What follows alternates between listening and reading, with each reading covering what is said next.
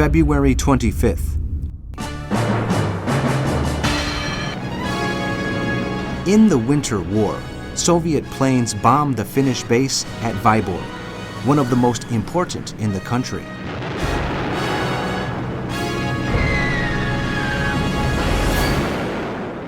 In Copenhagen, the governments of Sweden, Norway, and Denmark meet in the Scandinavian Conference and, responding to the desperate plea for help from Finland, ratify the decision to not allow foreign troops to pass through their territories. Fear of the Soviets and the Germans means that the Finns have been abandoned to their fate, and their leaders begin to consider capitulation to the Russians and the ceding of territory demanded by Stalin.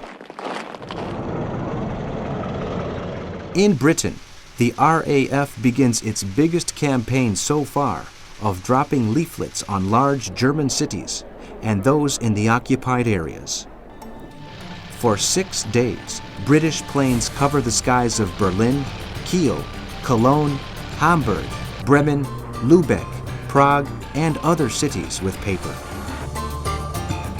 Known in Britain as pamphlet raids or the Confetti War, these leaflets warn of the consequences for Germany if the Nazi regime continues in power.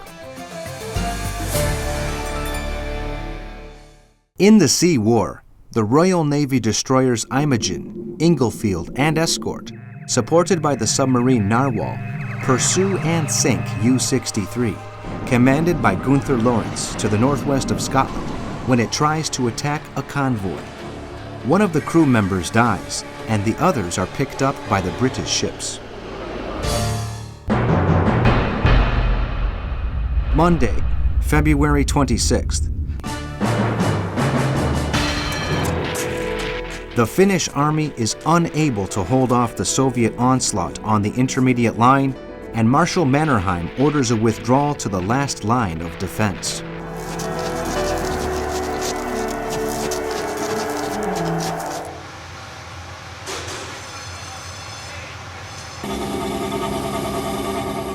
The transatlantic liner Queen Elizabeth, commanded by Captain John Townley, sails out of the port of Clydebank in Scotland amid heavy security and protected by an anti-mine system, heading for Southampton on the first leg of a long journey to New York.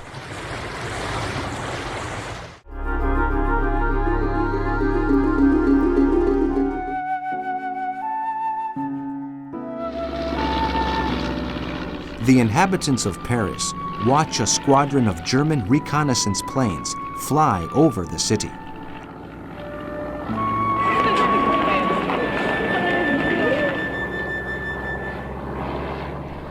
The French anti-aircraft guns in the outskirts of the city try to prevent the Luftwaffe pilots taking photographs that could help in the plans for the invasion of the West.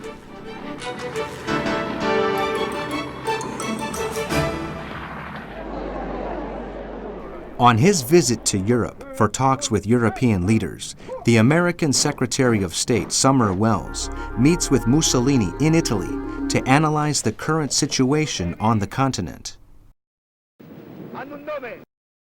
American neutrality is very relative. More than 90% of Russian munitions imports in the last 6 months coming from the USA.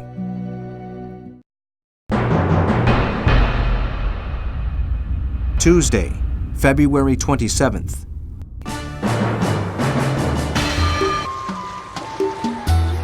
A contingent of British volunteers leaves Britain for Finland to join the Finnish Foreign Legion. Marshal Karl Mannerheim, Commander-in-Chief of the Finnish Army, a great strategist who shows concern for the lives of his men, is aware that his troops situated in the last defensive position on the outskirts of Viipuri are facing disaster and urges the government to reach a speedy peace agreement with Russia to avoid more deaths.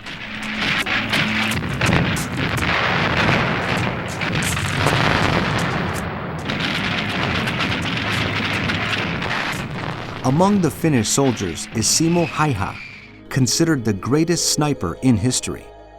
Nicknamed White Death, he uses a Morin Nagant rifle without a telescopic sight, and his shots have ended the lives of 505 Russian soldiers.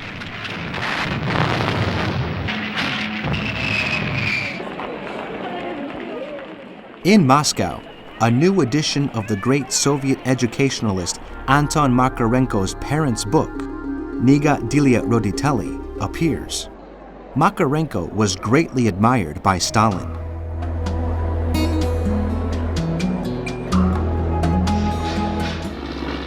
The first squadrons of the Canadian Air Force arrive in Britain.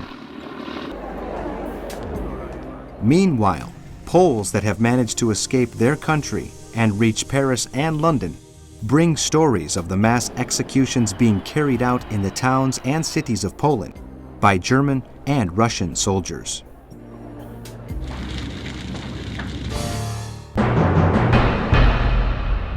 Wednesday, February 28th.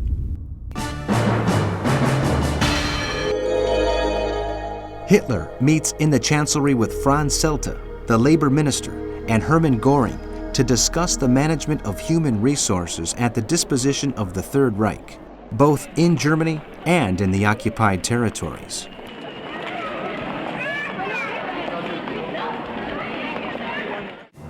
They decide to give greater priority to factories involved in armaments production. Dr. Fritz Toth's organization, as Germany's main employer, is to distribute labor throughout all the territories with special attention to the war industry.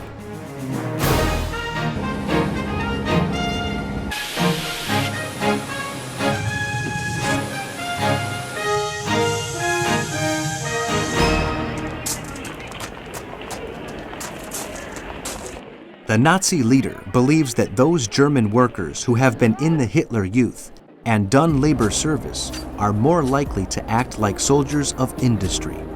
Like Stalin, he believes the economy must be used as a means to an end.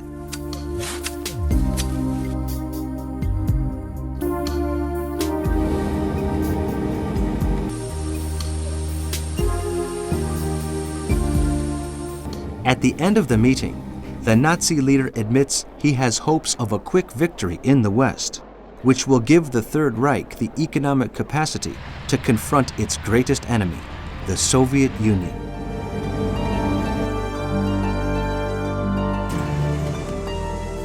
At a conference in Berlin, Goebbels warns the leaders of Norway and Sweden of the terrible consequences for their people if they help Finland.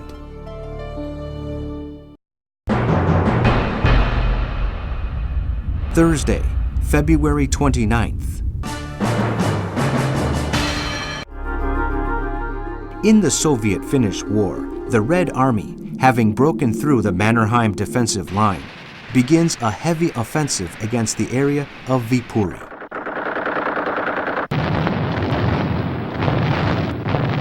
In an urgent meeting, the Finnish parliament officially authorizes the peace talks with the Soviet Union that have been taking place in secret and a surrender to Stalin's forces if it is necessary.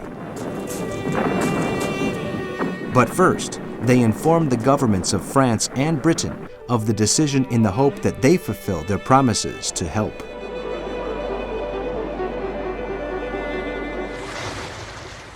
In the Sea War, the Royal Navy destroyer HMS Dispatch, commanded by Captain Arthur Poland, sights the German merchant ship Troja close to Aruba.